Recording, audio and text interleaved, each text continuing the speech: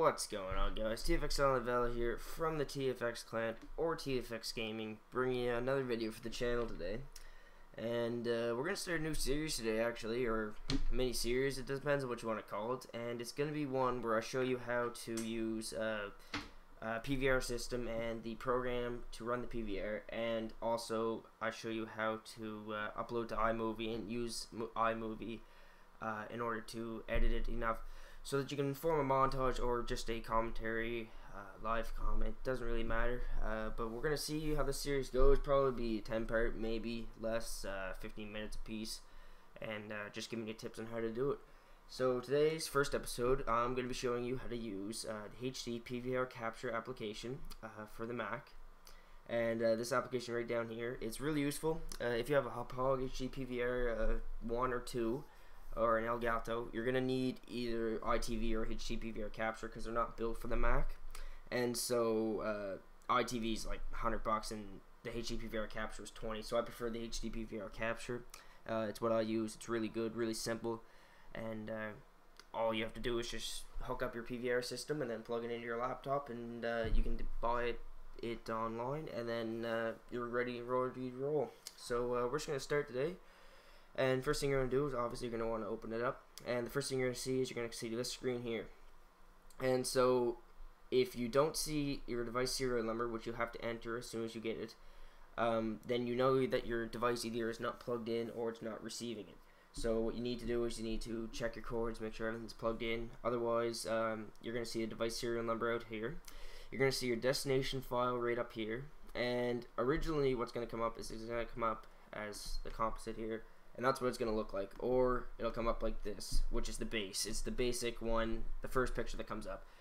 Usually, that's what happens for me every time I open it up anyway.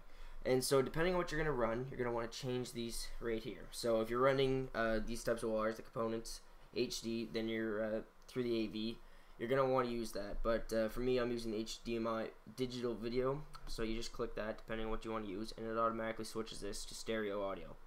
And about the stereo audio, I learned this after I made a video first. Whenever you have an Xbox or a PlayStation and you either have stereo audio or Dolby Digital, whether or not you have that on PlayStation, I'm not sure, make sure it's set to stereo audio, or else it won't come through and it'll just sound like shit. So make sure that's set up like this. And so depending on what you want to use, all the 3 stages, click the one you're using. I'm using the HDMI. It automatically goes to the HDMI jack. And so that's how you set it up to make sure that it'll read your video. Now, we're going to show you how to pick where your video is going. So right now, if you're using a Mac, it'll automatically send it to your movies file. But today I'm not going to want to do that. So you're going to want to go and click Browse, and depending on where you saved your file, I saved mine on the desktop, and I saved it on Tutorial. I'm just going to open it. And so when you click Open, it puts it up there. You can see it right up here, right there. It shows you where it's going to go. Goes to the desktop, to the tutorial file. And so now you know where everything's going. So now you go to the video encoder, and depending on what your computer can handle, this is what you're going to choose. The good preset, as you can see, is right here. Shows you how much it'll do. The bitrate quality versus the disk space usage. So what I use is I use insanely good because it sounds really good and it really comes out nicely. But it takes a lot of my space on my disk. So you know, I use it because it's good quality. However, I do have to clean it out from time to time. And as far as what your bitrate wants to be, I always go with the constant bitrate, and I always bring it all the way up to 1400 or 14,000, sorry, because I want the best quality, and then I put insanely good because I also want the best quality there. And so depending on what you want, and if your computer can't handle that, then you can knock it down to 7 or so, you know, 7 or down to, like, really down is really not good. You don't want that. You want as high as you can get, depending on whether or not your computer can handle it. If it can't, it'll turn out like junk, and you'll know what your computer can handle by playing around with it. So now that we know what we want to set it to, you're going to go to your audio encoder. Now, I always use 2-channel AAC, just because it's the best. AC3 is not available anyway, but it's just not something I do. Boosting audio levels during recording, it's not available for me due to my system settings. I choose not to do it. Monitor video while recording to disk, I choose not to do that either because I don't have the program to run it. Just not really useful. The enable LED recording, that looks really cool, so I always put it on. And this here's where you're really going to pay attention here. Perform post-processing. And you always want to click yes, or else it will not do anything with your video. And so you can repackage it into a 1080i 720p MP4. You can split it into 4 GB chunks if you're using bigger videos.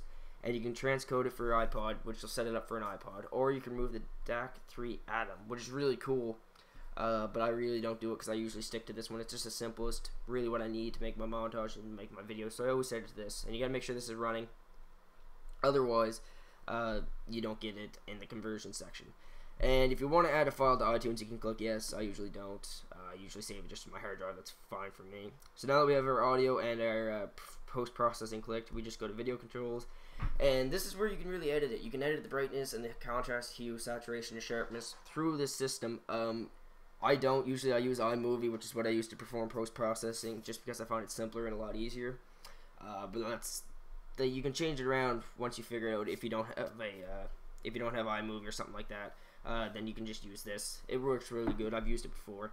You can record all SD videos with a 16 to 9 widescreen aspect ratio if you want to. I usually do. I just leave it like that. Just makes it a lot better. And this is really cool. You can record with microphone to do a live commentary. I have my Blue Snowball plugged in right now, but you can use your built-in microphone or whatever. And it's really good for live comms. It times it exactly, so whatever's coming out on the screen and whatever you're saying goes exactly in cue. So that's really good about that. I just set my Blue Snowball as default, but I'm not going to be doing that today because I'm using ScreenFlow to record this, so that's not needed. So then you go to conversion. This is the iCal. It does a summary, so if you can schedule recordings, which I'll show you in a minute. I don't. I tend not to, just because I don't really need to. As you can see, it's the channel up here and all that stuff. Let's record TV, and if you don't have a DVR already. So I don't really use this, and as far as network goes, I don't use that at all. It stores it and sends it to a web page or an IP address, but I don't use that at all either. I just stick with all these and then go to the conversion. So what it's going to do is when you're going to click record, and you can set your time here too. I have it set to unlimited, and the thing with unlimited is if you stop it, sometimes it lags out and it will not collect the whole video. But 99.9% of the time it does. It works really good. But I set it to unlimited so I can pick where I want to stop it instead of having the timer and having me go over the time. And so once you pick your duration, you just press record. So I have my Xbox plugged in. It's all hooked up. So I'm just going to go ahead and press record. And you're going to see this come up here. And it's going to tell you the hardware model, the date. It's going to tell you where the file is going. It's going to tell you when it started, and it's ending infinite because, again, down here I have it set for infinite. It's going to tell you how much it captured, at what speed, and what the current top speed is. And then you can preview it. Again, I don't have the program, but you could do it. And it's going to do this, and that's basically all you have to do. And now, because I have it set for an infinite, I have to click stop. If you didn't, then it'll go right through to your timer. As you say, it can record a TV show, as it says in that bubble there. But I'm going to click stop right here. And so what's going to happen is it's going to be queued to repackage. It's going to run. It's going to be done. Just like that. Priority is low. If you set priority high, it'll do it over other ones. If you're recording a lot of videos at once, it'll pick this one over the others. And you're going to see right here in status, it'll be aborted sometimes if there was an error with it and stuff like that. So then if you just right click, it'll say choose the file, show in Finder, and all that stuff. You can play it in your VCL, or you can play it in QuickTime, which I'll use. You can add it to iTunes if you didn't already add it. You can show the log file, run this task, which basically just runs it over and tries to, like if it was on hold, so you holded it so you could do another one before it, you just run it now. You can delete it, and you can change this right here. You can repackage it, which is what we did, or you can split it up and do this after the fact.